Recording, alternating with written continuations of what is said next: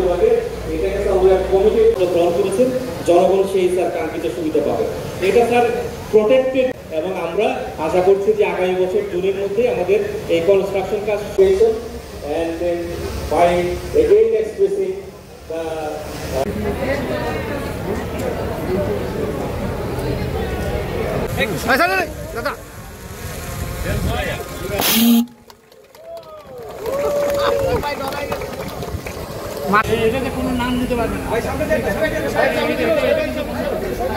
আমাদের দেশে দেখবেন যে এগুলো নামে হাইওয়ে, আসলে কিন্তু এগুলো হাইওয়ে না, কারণ হাইওয়ের উপর দিয়ে মানুষ যাতায়াত করে। তো এইটা একটা বাইরে দিয়ে একটা ফেন্সিং দেওয়া হয়েছে যাতে করে এখানে যানবাহন যাতে বিনা বাধায় অতিক্রম করতে পারে। এখন যে কথাটা আপনাদেরকে বলতে হয়, একটু আপনারা যদি থামেন তাহলে ভালো হয়। আমাদের আপনারা জানেন যে সড়কের জন্য একটা বাংলাদেশে একটা বুভুক্ষা আছে, সবাই সড়ক চায়। আমার যে হোয়াটসঅ্যাপ মেসেজে সবাই এখানে নতুন সড়ক চায়, ওখানে 2 লেনের সড়কে 4 লেনের সড়ক চায়। তারপরে এখানে আর আপনার পত্রপত্রিকাতে এখন দেখবেন যে সয়লাভ হয়ে গেছে যে রাস্তার বেহাল অবস্থা। তো এই জন্য একটা সড়কের জন্য একটা বিরাট বুভুক্ষা আছে।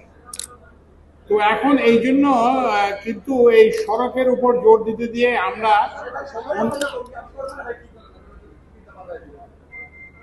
আমরা অন্যান্য যে যাতায়াতের যে মাধ্যম আছে, যেমন হচ্ছে যে নদী পথে যাতায়াত করা, রেলে যাতায়াত করা, বিমানে যাতায়াত করা, এগুলোকে আমরা অবহেলা করেছি। তো ওই জন্য আমরা সড়ক মন্ত্রণালয় থেকে, সড়ক ও সেতু মন্ত্রণালয় থেকে আমরা এখন একটা উদ্যোগ নিয়েছি যে আমরা একটা মাল্টি মডেল একটা ট্রান্সপোর্ট প্ল্যান আমরা করতেছি।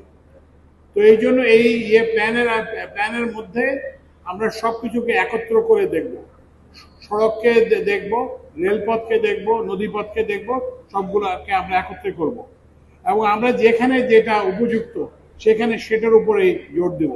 যেখানে নদীপথে মুভমেন্ট সহজতর হবে সেখানে নদীপথের উপর জোর দেওয়া হবে, যেখানে রেলের জন্য সহজতর হবে সেখানে রেলের যাতায়াত করতে হবে। কারণ এই শুধুমাত্র এই সড়কের উপর যে নির্ভরতা, এটা আমাদেরকে কমাতে হবে। কারণ এই সড়কের উপর যদি, কারণ আপনার তো আমাদের দেশে তো জায়গা নাই। আমি তো প্রত্যেক দিনই ভূমি অধিগ্রহণ, এটা একটা দীর্ঘ প্রক্রিয়া এবং একটা অত্যন্ত ব্যয়বহুল প্রক্রিয়া।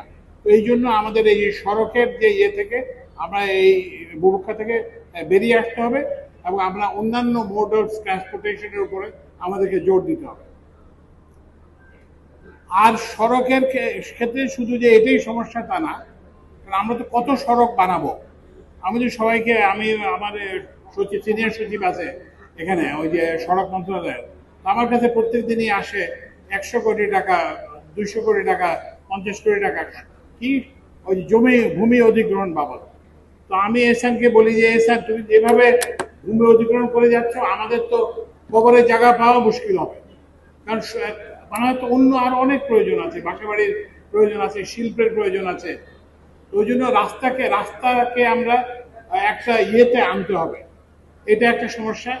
আরেকটা বড় সমস্যা হচ্ছে যে আমাদের যে রাস্তার নির্মাণ ব্যয় অনেক বেশি, এটা কিন্তু কমাতে হবে। এটা আমাদের যে আশেপাশের দেশ, সেসব দেশের তুলনায় আমাদের রাস্তা নির্মাণের ব্যয় অনেক বেশি, এগুলো কমাতে হবে। এবং রাস্তাঘাট আপনারা তো জানেন যে এটা একটা দুর্নীতির একটা বড়